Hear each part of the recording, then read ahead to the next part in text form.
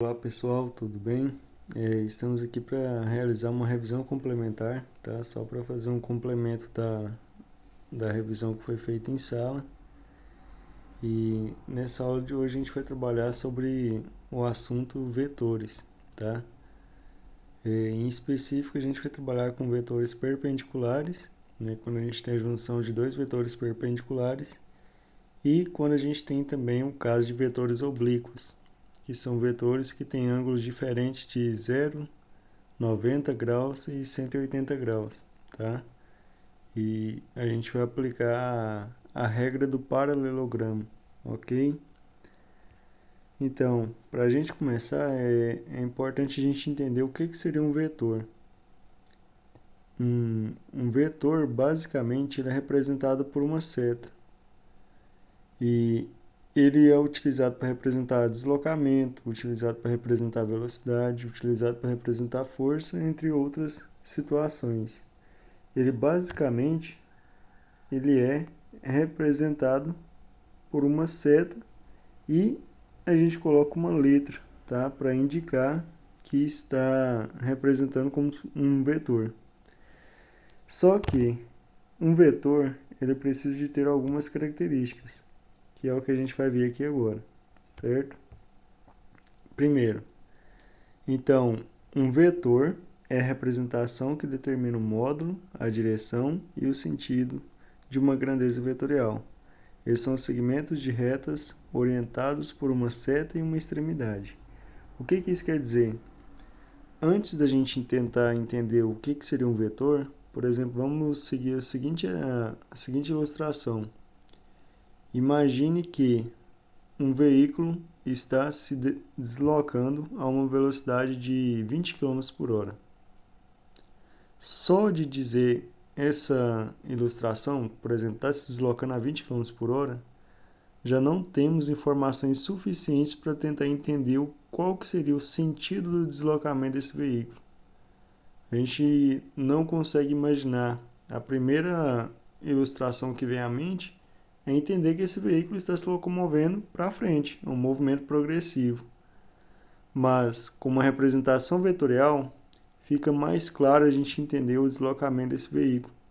Então, por exemplo, se eu dizer para uma pessoa que esse veículo está se movendo a uma velocidade de 20 km por hora, com um deslocamento horizontal, então, uma seta horizontal, com o sentido para a direita ou sentido para frente, né? A gente tem uma representação mais precisa para a gente entender como que seria o movimento desse veículo. Mas se eu não tivesse dado essas informações, a gente não saberia para qual lado e para qual sentido seria, né, o deslocamento desse veículo. Uma coisa que é importante a gente destacar também é que todo vetor ele tem que ter o seu módulo. Como a gente disse, está na velocidade de 20 km por hora.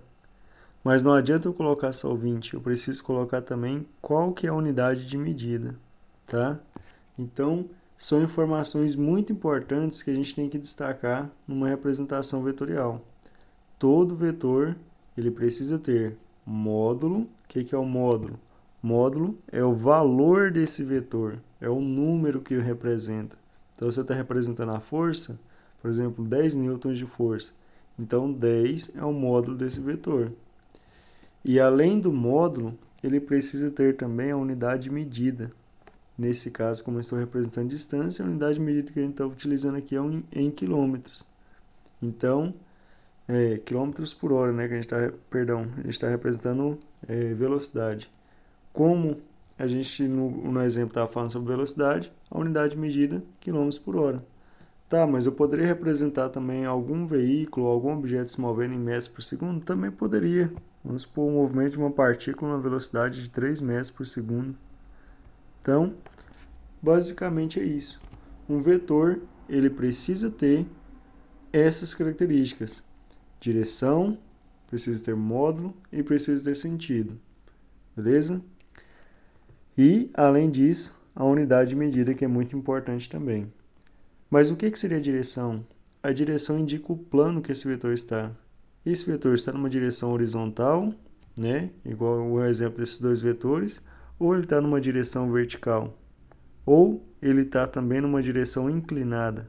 Tudo isso depende muito, tá? E precisa ter também o sentido. O que é o sentido? O sentido é o que vai dizer aonde que esse vetor vai apontar. Então, por exemplo, nesse caso aqui é um vetor com sentido para cima, né? Esses outros casos aqui a gente tem um vetor com sentido para direita, tá? Então, o sentido é o que vai indicar para onde que esse vetor vai apontar. É o mesmo caso desse exemplo que a gente tem aqui, ó, desse vetor A. É um vetor com direção horizontal, porque ele está em um plano horizontal, e com sentido para direita, que é onde a seta está apontando, tá? Então, continuando, os vetores caracterizam as grandezas vetoriais, que são as grandezas que precisam de orientação, ou seja, direção e sentido. Alguns exemplos são força, velocidade, aceleração e deslocamento. Não basta o valor numérico, é preciso escrever para onde atuam essas grandezas. É justamente o que eu acabei de dizer. Dizer que um veículo está na velocidade de 20 km por hora não é uma definição suficiente. É necessário saber para onde, para qual sentido, para qual deslocamento, qual que é a unidade, né? Então a gente precisa dessas informações. Dentre esses estudos de grandezas, a gente trabalha muito com a grandeza vetorial, mas eu vou destacar um pouquinho também sobre as grandezas escalares, tá? O que são grandezas escalares? É um termo que não vai ser cobrado na prova, tá? Grandeza escalar. Mas grandeza escalar, diferentemente das grandezas vetoriais, elas precisam só de um número e unidade de medida. Não preciso saber mais nenhuma informação. Por exemplo, dizer que hoje a temperatura está 25 graus Celsius, eu não preciso saber para qual sentido, eu não preciso saber para qual direção. É isso que é uma grandeza escalar. Apenas o número e a unidade de medida já fica claro para eu entender a informação que foi passada, certo? Ou dizer também, por exemplo, que são, por exemplo, 11h40 da noite. Então, são informações que não necessitam de mais nada para eu descrever. É uma informação que já foi passada e não gera dúvida nenhuma. Ou dizer que um objeto pesa 2 quilos. Também são exemplos de grandezas do tipo escalar, tá? Só preciso de número e unidade de medida. Já vetores não. Vetores, além do número, da unidade de medida, eles precisam de direção e também de sentido, ok?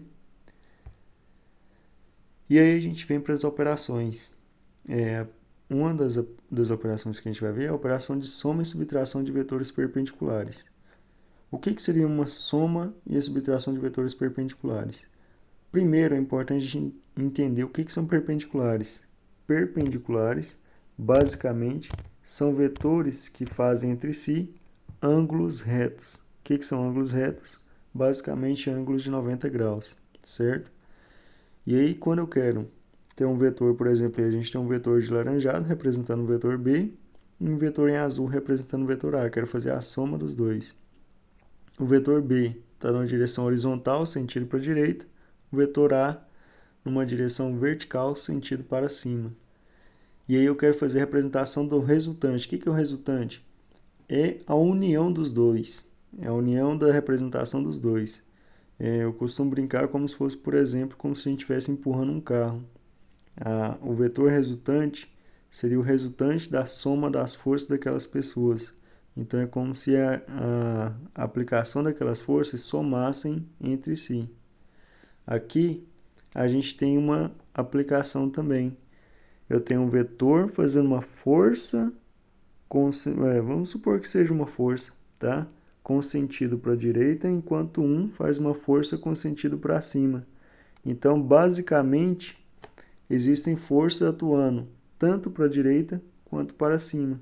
E aí vai dar o nosso vetor resultante, que vai ter essa direção, esse sentido inclinado, tá?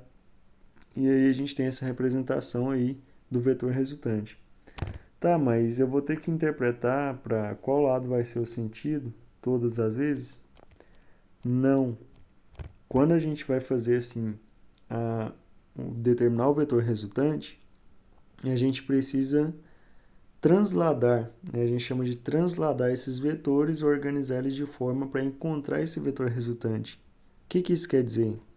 Quer dizer que um vetor, né, a origem de um vetor precisa coincidir com a extremidade do outro. O que é a origem? A origem, basicamente, é o pé do vetor. Isso aqui a gente chama de origem. Deixa eu mudar aqui. Isso aqui a gente chama de origem, tá? A origem representa o pé desse vetor, tá? Que vai indicar o quê? Vai indicar o sentido, né? A ponta inicial desse vetor. Já essa parte final, ela representa a extremidade, que é a ponta da seta aqui. Isso aqui vai ser a nossa extremidade. Então, origem, o início do vetor, e a parte final, a extremidade. Os dois possuem as mesmas coisas, tem extremidade e tem origem. O que eu preciso para determinar o vetor resultante? Eu preciso fazer a extremidade de um coincidir com a origem do outro. Observem que os dois vetores, mesmo após dessa situação para cá, não modificou nada, não modificou o seu tamanho, que representa o módulo, não modificou o seu sentido, o laranjado continua com o sentido para a direita, não mudou nada, a direção também não mudou em ambos os casos. A gente apenas pegou um vetor e modificou ele para uma posição diferente. Colocamos eles para coincidir a origem com a extremidade. Desse modo, formou a figura. E essa figura a gente chama de triângulo retângulo. E aí, para a gente determinar o vetor resultante, basta a gente aplicar o teorema de Pitágoras, tá? Que aí, de forma modificada, a gente coloca assim, ó, R é igual a raiz quadrada de A ao quadrado mais B ao quadrado. Nesse exemplo aqui, vocês observam que eles estão aqui, origem com origem. É por isso a importância de a gente fazer a translação. O que eu vou fazer? Eu vou pegar esse vetor A e vou transladar ele para esse lado. Então, basicamente, vai ficar assim, ó, nesse sentido, e a gente calcula o teorema de Pitágoras nesse triângulo para encontrar o valor de R. Basicamente é isso que a gente vai fazer, ok? Mais à frente a gente resolve alguns exemplos sobre esse tema. Agora, quando a gente tem vetores oblíquos, aí a situação já é um pouquinho diferente. Porque agora a gente vai ter vetores que têm ângulos diferentes de zero, né? Porque se for zero, basta a gente ver se eles estão em sentidos opostos. Em sentido oposto, basta subtrair. Diferente de 90, porque se for 90, a gente usa essa regra. E diferente também de 180 graus, né? 180 graus vai ser um vetor, por exemplo, um para a esquerda, um para a direita, e aí a gente vai ter o caso de vetores opostos. Aí a gente só subtrai um vetor pelo outro. Nesses casos em que a gente tem vetores com ângulos diferentes desse, a gente utiliza bastante o método do paralelogramo, tá? O que quer dizer? Quer dizer que a gente vai pegar dois vetores, né, aleatórios, com ângulos diferentes, e vamos fazer uma complementação desses vetores. Vamos supor que eu tenho um vetor aqui, né, por exemplo, um ângulo de 60 graus. Para eu determinar o vetor resultante entre esses dois, eu preciso completar essa figura. Como que eu vou completar? Fechando aqui o meu paralelogramo, vou pegar o vetor de baixo, vou transladar ele para cima e o do lado vou transladar ele para cá. Vai formar justamente um quadrilátero, que a gente chama de paralelogramo. E lembra que os paralelogramos, os ângulos opostos sempre são iguais. Então, assim, aqui embaixo é 60, aqui também vai ser 60. E todo o quadrilátero, a soma dos ângulos internos são igual a 360. Então, se eu já tenho 120, falta 240, né, para fechar esses outros dois. 240 dividido por 2, então cada um desses aqui vai ter 120 graus, tá? Então aqui vai ser 120 e aqui 120 também, certo? A figura ficou um pouco bagunçada, mas a gente consegue entender um pouquinho aí. Mais na frente eu explico melhor com um desenho pronto.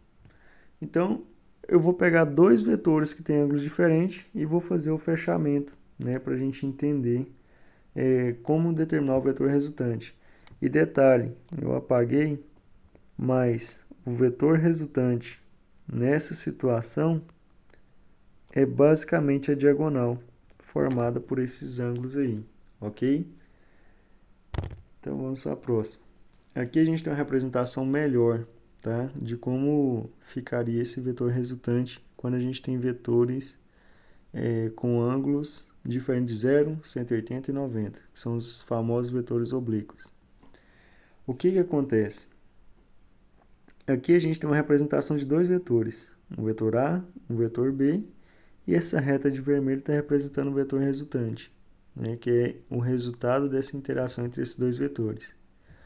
Assim como eu estava explicando para vocês, o que acontece? Essa fórmula, né, que a gente utiliza aqui é basicamente a mesma fórmula da lei dos cossenos. Só que se vocês forem pesquisar e olharem, a lei dos cossenos ela fica com o sinal de menos, né? É a ao quadrado mais b ao quadrado menos 2 vezes a vezes b vezes cosseno de θ. Por que aqui ela aparece com mais? Justamente por conta dessa questão da translação de vetores. Vamos imaginar a seguinte situação. Vamos supor que esse ângulo θ aqui seja igual a 60. Tá ruim para escrever. Vai 60 graus. Se esse ângulo é 60, esse ângulo aqui também vai ser 60, né? O mesmo exemplo que eu acabei de fazer. Em contrapartida, eu já tenho 120 graus. Ok. Se fosse para eu determinar o vetor resultante apenas com esses dois vetores aí, o laranjado e o verde, né, que são os vetores A e B, eu basicamente poderia apenas ter fechado aqui, ó, esses vetores aqui. Deixa eu só... Eu basicamente poderia apenas ter fechado, né, caso fosse para mim determinar esse vetor resultante. Aí eu utilizar a lei dos cossenos, aqui seria 60 e ok. Só que se eu usar o ângulo de 60, eu não posso utilizar esse sinal de mais. E eu vou explicar o porquê agora. O valor do cosseno de 60 ele é igual a 1 sobre 2. Mas como a gente estava fazendo a construção, vimos que esse ângulo, né, esse ângulo aqui é 60, esse é 60 dá 120, e 240 dividido por esses dois, então vai dar um ângulo de 120 aqui, mais um ângulo de 120 aqui também. Eu não posso utilizar o negativo se eu for pegar o ângulo de 60 por essa questão. Porque quando eu vou fazer o método correto, né? O que seria o método correto? Basicamente fazer igual está aqui.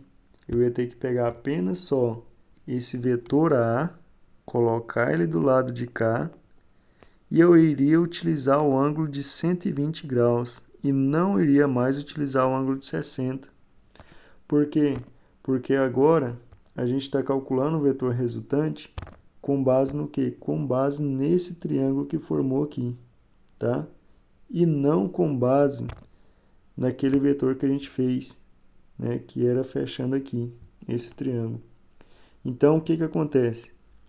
Se eu for usar um ângulo de 60 graus, o valor do cosseno vai ser meio. Mas, se eu for usar o valor do cosseno de 120, esse valor vai ser igual a menos meio, tá? Em outro momento eu explico para vocês a respeito do porquê dele ser menos meio com base no ciclo trigonométrico. Talvez vocês até mesmo já sabem, né? Então, se eu for usar 60, vai ser meio. Se eu for usar o 120, que é o correto, vai ser menos meio. O que isso quer dizer? Quer dizer, então, que se eu colocar aqui, ó, o cosseno de 120, vai dar um valor negativo. Logicamente, esse sinal aqui vai ser trocado por um sinal negativo. Então, de qualquer maneira, a lei dos cossenos permaneceu inalterada. Ele apenas colocou um sinal de mais por essa questão de conservação, tá? É tipo como se fosse uma conservação, igual no caso de força, uma conservação de força, e não iria subtrair, tá? Então, para ficar claro, se eu for usar o ângulo, né, um menor ângulo, né, assim a gente poderia dizer, eu utilizo o sinal de menos. Eu vou usar o sinal de menos dessa forma. Mas, se eu for fazer o processo lá que faz a translação desse vetor, jogo para o outro lado aqui, eu vou ter que usar o sinal de mais, tá? Então, se eu for usar o de 120 graus, igual nesse exemplo, uso o sinal de mais. Mas se eu for usar o de 60, uso o sinal de menos, não vai ter problema nenhum, ok?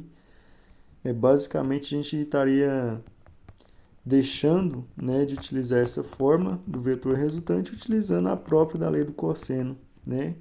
E com base nisso a gente entende que as duas são as mesmas. E para entender, A e B são justamente o módulo dos dois vetores que a gente está trabalhando, tá? Para descobrir quem? O R, que é o vetor resultante aqui, que é justamente o que a gente está querendo, certo? Beleza? Então vamos começar a resolver algumas atividades de fixação. Para resolver essas atividades, a gente já vai começar com essas de vetores, tá? Eu creio que seja um assunto mais complicado um pouquinho. A questão diz o seguinte: um vetor V de módulo de 3 unidades de sentido a nordeste e outro vetor U de módulo de 4 unidades de sentido a sudeste, ele pede, ficou meio sem sentido aí esse texto, mas ele disse que a gente tem um vetor V de módulo 3 unidades de sentido nordeste e temos também outro vetor U, né, de 4 unidades de sentido a sudeste. E ele quer saber qual será o vetor resultante da soma entre eles, sabendo que o ângulo formado pela sua combinação é de 60 graus. Olha o que acontece. Se fosse para me desenhar esses dois vetores, o que eu teria? Eu teria um vetor de 3, né, com sentido a nordeste, né, nordeste, 3 unidades. E temos também um vetor de, vou mudar a cor aqui,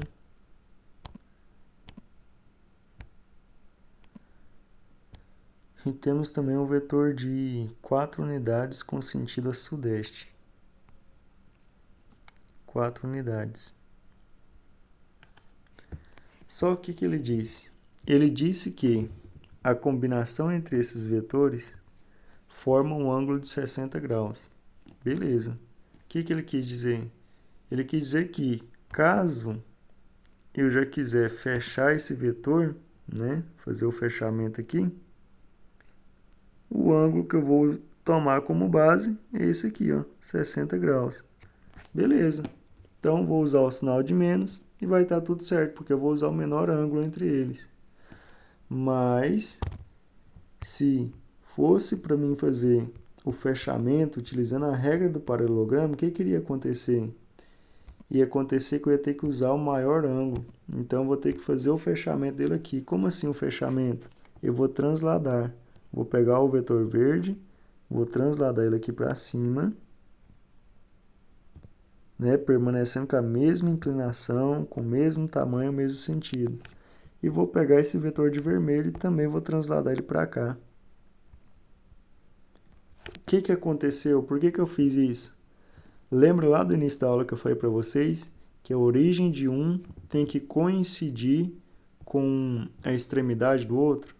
Olha o que está acontecendo aqui, ó. A origem de um está coincidindo com a extremidade do outro. Isso, o que vai acontecer? Eu vou ter um ângulo diferente. Então, se ele disse que essa combinação é igual a 60, o meu vetor resultante aqui, ó, vai ser esse cara aqui, ó. Se aqui eu tinha 60, a gente resolveu, né, lá nos exemplos, aqui então vai ter 120. O que vai acontecer? Eu não vou poder usar essa fórmula aqui com o sinal de menos, mas sim eu vou ter que usar ela com o sinal de mais. Então vai ficar a ao quadrado mais b ao quadrado mais 2 vezes a vezes b vezes cosseno de θ. Porém, Para facilitar a vida, né, para não precisar de fazer toda essa ilustração, descobrir qual que é o valor do ângulo que está faltando, sai melhor a gente usar essa com sinal de menos, tá? Que fica muito mais fácil. Então, resolvendo aí, já sabemos que temos um vetor de 3 e um vetor de 4, só redesenhando eles aqui. Então, um de 3 e um outro de 4 newtons, né, ou 4 unidades, 3U, 4U.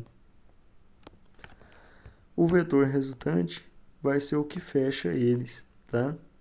Isso é o vetor resultante, que é o resultado da soma dos dois. E aqui a gente já viu que deu 60 graus.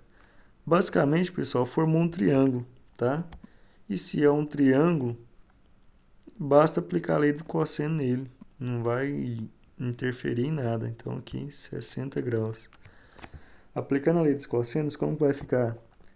R é igual a raiz quadrada de A ao quadrado. Posso ser um 3 ou 4, tanto faz, tá? Então, vai ficar 3 ao quadrado, que é 9, mais o B ao quadrado, que é 4 ao quadrado, vai dar 16, menos 2 vezes o A vezes B.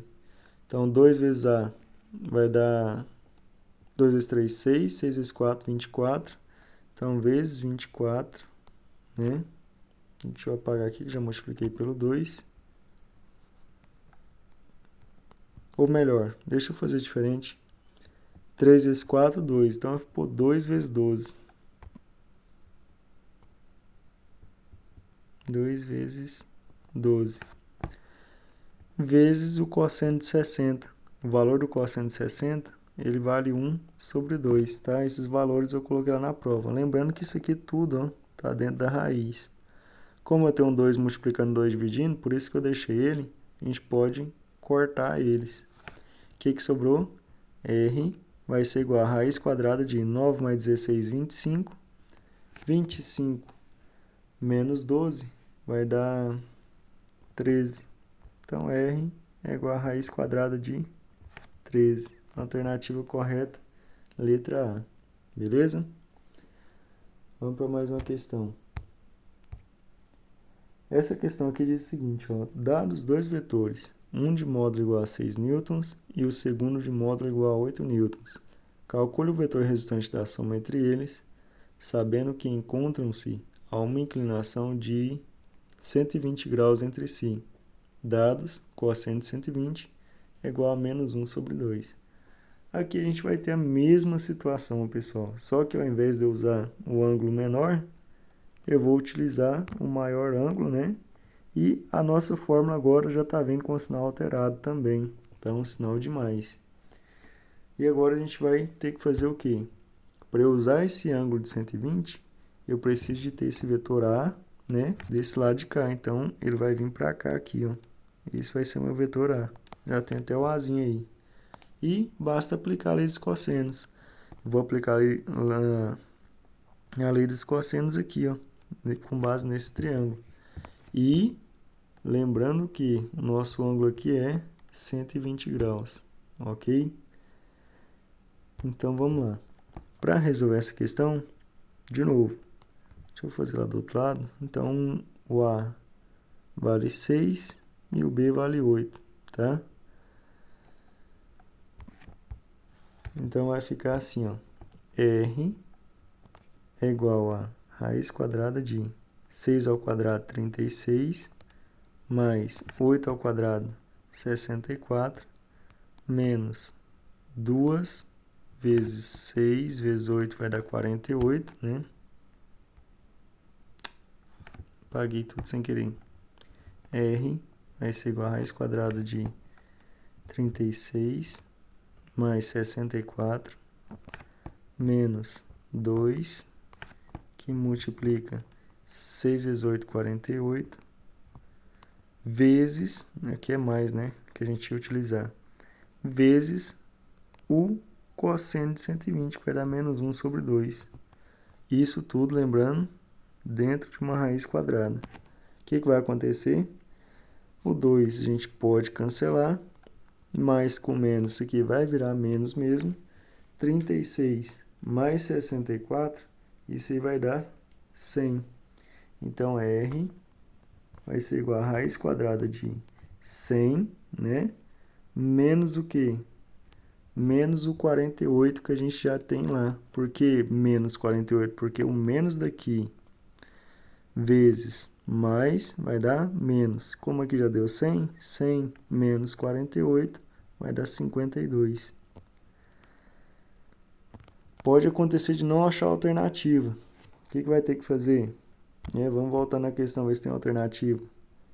Essa questão aqui, né, não, ela ficou errada, as alternativas dela ficou errada, tem que rever lá. Como não deu alternativa, né, a gente vai ter que fatorar, certo? A questão eu esqueci de colocar a alternativa lá, não conferi, mas a gente pode fatorar ela. 52 dá para dividir por 2, que vai dar 26, por 2, que vai dar 13, e por 13, que vai dar 1. Logo, isso aqui é a mesma coisa que 2 raiz de 13. Essa seria uma resposta possível, tá? Eu esqueci de verificar as alternativas e deu esse erro aí. Beleza? Então é isso, galera. É tranquilo. Agora a gente vai resolver algumas questões sobre vetores perpendiculares, que é bem tranquilo, tá? Bem fácil de fazer. Então vamos lá. Um vetor possui módulo de 9 unidades, já o vetor B, 12 unidades. Sabendo que os vetores estão perpendiculares entre si, pode-se afirmar que o vetor resultante entre eles é de... Vamos lá.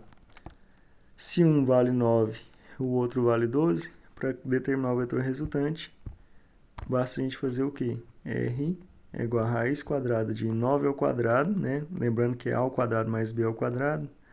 9 ao quadrado é 81, mais 12 ao quadrado, 144. R vai ser igual a 81 mais 144, isso aí vai dar 225. E a raiz quadrada de 225, isso aí vai ser igual a 15. Certo? Então, R é igual a 15, que é justamente a letra D, tá? Lembrando, para a gente determinar o vetor resultante, origem com a extremidade. Então, eu teria que jogar o A para cá, tá? E calcular com base nesse triângulo aqui. Fechou? Próxima e última. A imagem a seguir mostra o deslocamento de uma partícula. Marque a alternativa correta, sabendo que o caminho AB possui 3 mm, BC 4 mm. Então, AB 3 mm, 3 mm e BC 4 milímetros.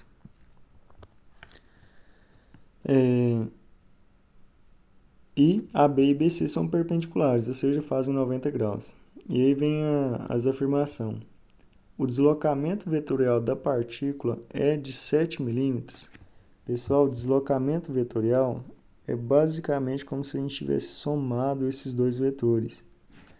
O deslocamento, eu costumo brincar como se fosse um atalho. Ao invés de eu sair de A até B e de B até C, eu já saio de A e já vou até onde o ponto que eu quero chegar. Isso é o nosso deslocamento vetorial, que também corresponde ao vetor resultante.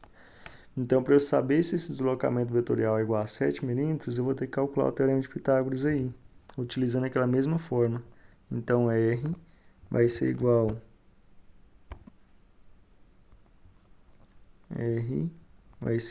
a 4 ao quadrado, que é 16, mais 3 ao quadrado, que é 9. 16 mais 9 vai dar 25, e raiz quadrada de 25 é 5. Então, essa alternativa aqui é falsa. O deslocamento vetorial não é 7, mas sim 5 milímetros. Letra B. A distância total percorrida pela partícula é 7 milímetros e o deslocamento é 5 milímetros.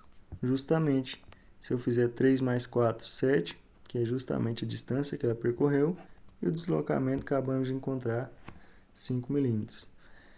Galera, então é isso, tá? As outras alternativas, só para a gente finalizar, tanto a distância quanto o deslocamento é igual a 7, está errado. O deslocamento é dado pela soma de AB e BC, não é, né, o vetor resultante. Mesmo que o ângulo entre as retas AB e BC fosse diferente, o deslocamento vetorial seria igual a 5 milímetros? Também não, né? Se eu diminuir esse ângulo, esse valor diminui, se eu aumentar esse ângulo, esse valor também aumenta. Gente, então é isso. Obrigado pela atenção e uma boa avaliação para vocês.